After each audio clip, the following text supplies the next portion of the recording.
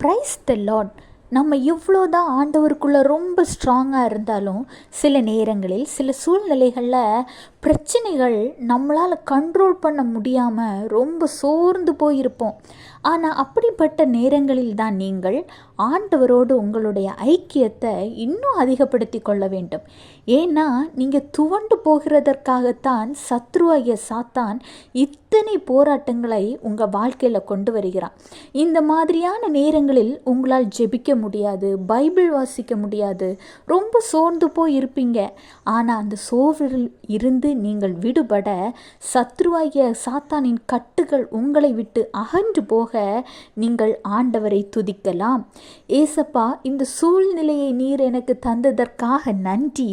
நீர் என் வாழ்க்கையில் எது செய்தாலும் என் நன்மைக்காக மாத்திரமே என்று நான் விசுவாசிக்கிறேன் என்று நீங்களும் முழு மனதோடு விசுவாசித்து ஆண்டவருக்கு நன்றி செலுத்த ஆரம்பியுங்கள்.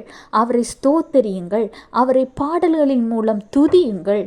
உங்களுடைய விசுவாசத்தை கண்டே உங்களை சோர்வடைய வைக்கிற சத்ருவாகிய சாத்தான் அந்த இடத்தை விட்டு அகன்று போவான். நீங்கள் கர்த்தருக்காக இப்படி காத்திருக்கும் பொழுது கர்த்தர் உங்களுக்காக என்ன செய்வார் என்று தெரியுமா? சங்கீதம் 27:14, கர்த்தருக்கு காத்திரு, அவர் உன் இருதயத்தை ஸ்திரப்படுத்துவார். திடமனதாயிருந்து கர்த்தருக்கே காத்திரு. உங்கள் இருதயத்தை அவரால் மாத்திரமே புரிந்து கொள்ள முடியும். உங்கள் சூழ்நிலையை அவரால் மாத்திரமே அறிந்து கொள்ள முடியும். எனவே எந்த சூழ்நிலை வந்தாலும் எப்பேற்பட்ட நிலைமையிலும் திடமனதாயிருங்கள்.